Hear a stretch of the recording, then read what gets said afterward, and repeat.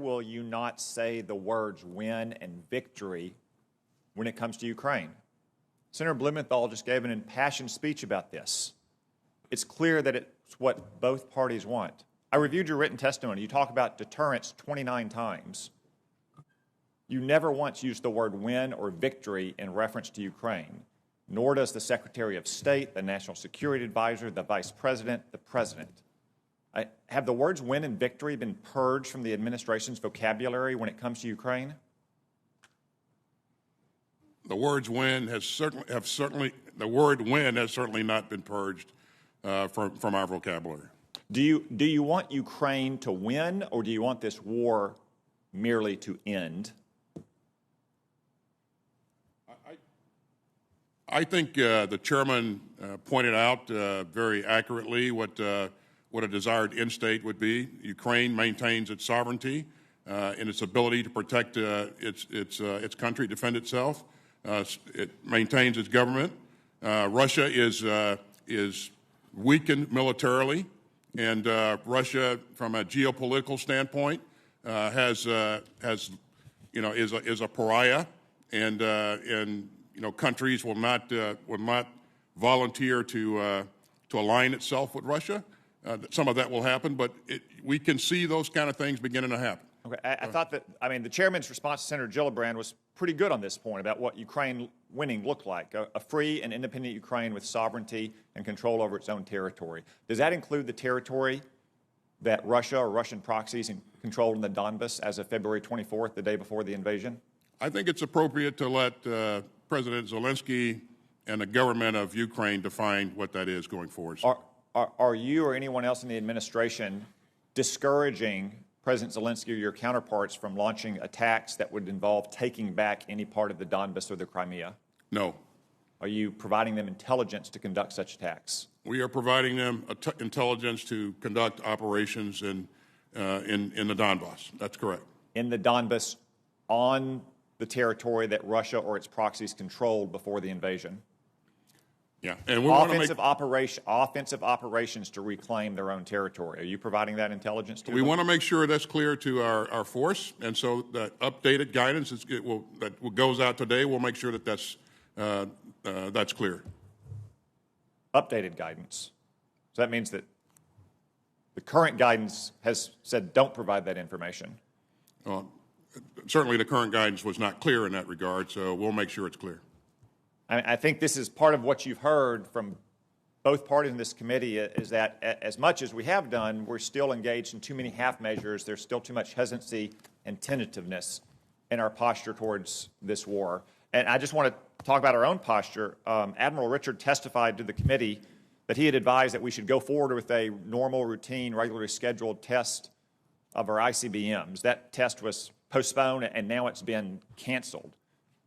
Why did you cancel that test, Mr. Secretary? Well, we postponed it so that, again, we're at a very tenuous point. Wanted to make sure that we were doing prudent things and managing escalation. And we reached a point where I made the decision that we had postponed it to the degree that it was best to go ahead and cancel it. I would tell you that I am confident in our ability to maintain our programs and to stay on track and to provide a credible deterrence and to protect our allies and partners. Well, but see, this is I'm confident in it as well. I'm confident because we do conduct these routine tests. We don't cancel them because Vladimir Putin has decided to invade one of his neighbors. And the fact that we postponed it and now we've canceled it because it's escalatory, to me just says to Vladimir Putin that we are nervous about what he's going to do, as opposed to trying to make him nervous about what Ukraine and America and NATO is going to do next. If we were concerned about him being nervous? This is a form of self-deterrence. The chairman has said this work could go on for years. If a missile test in March of 2022 is escalatory, is it going to be escalatory in 2023 and 24 and 25? It really depends on what's going on at that point in time. All right. But as you look at, I know it's not lost on you, Senator, that we've rapidly deployed forces to the eastern flank.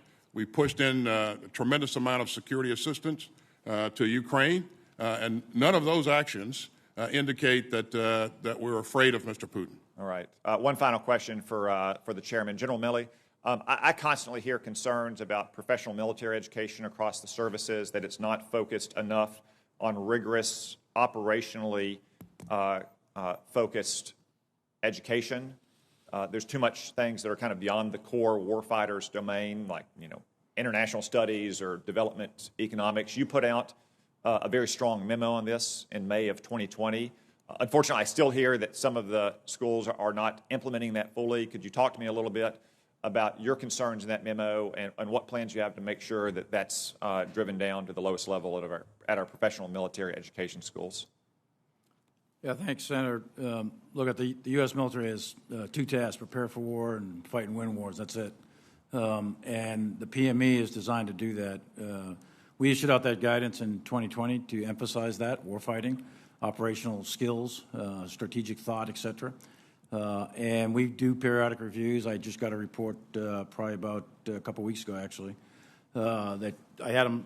I said, how many contact hours do we do in the war colleges and the staff colleges? It come out to round figures just under 5,000.